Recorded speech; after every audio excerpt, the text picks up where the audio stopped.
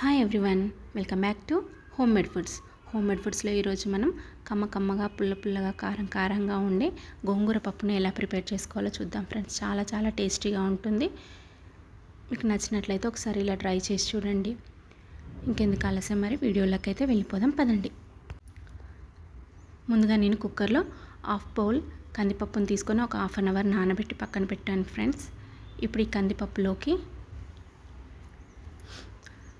సన్నగా తరిగిన 2 కట్టల గోంగూరను తీసుకొని సన్నగా తరిగి వేసుకోవాలి. అలాగే మీడియం సైజు 2 టమాటోలను ఇలా స్లైసెస్ లాగా కట్ చేసుకొని వేసుకుందాం. వీటితో పాటు కారానికి సరిపడినంత పచ్చిమిర్చిని కూడా యాడ్ చేసుకుంటున్నాను. అలాగే చిన్న నిమ్మకాయ సైజు అంత చింతపండును కూడా వేసుకోవాలి. వీటితో పాటు ఒక హాఫ్ టేబుల్ స్పూన్ పసుపును కూడా యాడ్ చేసుకోవాలి. అలాగే హాఫ్ టేబుల్ స్పూన్ ఆయిల్ కూడా వేసుకొని ఒకసారి అంతా బాగా మిక్స్ చేసుకొని కుక్కర్ మూత పెట్టుకొని 2 విజిల్స్ వచ్చేంత వరకు ఉడికించుకోవాలి.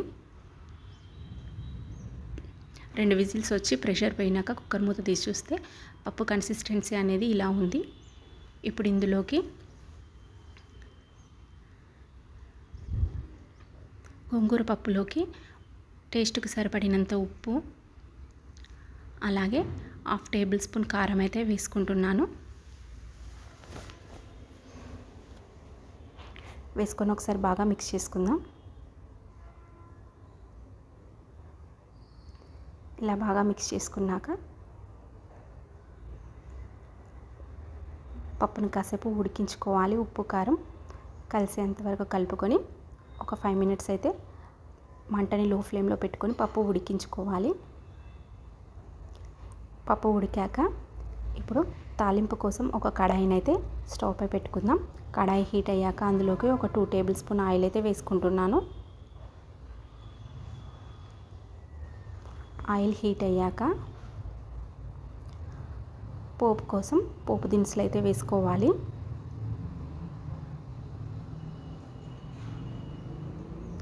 జీలకర్ర, ఆవాలు, శనగపప్పు, మినప్పప్పు అయితే వేసుకుంటున్నాను ఫ్రెండ్స్. వాటితో పాటు 2 ఎండుమిర్చిని కూడా ఇలా కట్ చేసుకొని వేసుకోవాలి. అలాగే 5-6 రెమ్మల కరివేపాకు, వెల్లుల్లి రెబ్బలు కూడా కచ్చాపచ్చగా దంచి వేసుకోవాలి. పోపు అంతా ఇలా బాగా వేగాక అందులోకి హాఫ్ టేబుల్ స్పూన్ పసుపుని యాడ్ చేసుకోవాలి. పోపునంతా ఒకసారి కలుపుకుందాం. ఇప్పుడు పోపు వేగాక మనం ముందుగా ఉడికించి పక్కన పెట్టుకున్న పప్పులోకి ఈ పోపు మిశ్రమాన్ని అయితే యాడ్ చేసుకోవాలి.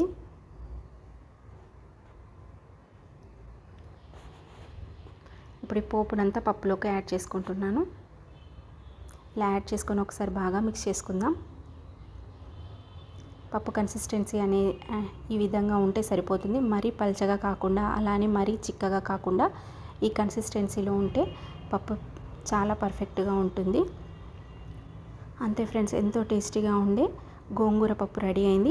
పప్పు రుచిగా ఉండాలంటే పులుపుకు తగినంత కారం, ఉప్పు ఉంటే పప్పు అనేది చాలా టేస్టీగా ఉంటుంది. అంతే ఫ్రెండ్స్, ఎంతో టేస్టీగా ఉండే కమ్మటి పుల్లటి గోంగూర పప్పు అయితే రెడీ అయింది. మీకు కూడా నచ్చినట్లయితే ఇలా ఒకసారి ట్రై చేసి చూడండి. ఇంకా మన ఛానల్ని సబ్స్క్రైబ్ చేసుకోకపోతే సబ్స్క్రైబ్ చేయండి, లైక్ చేయండి, షేర్ చేయండి.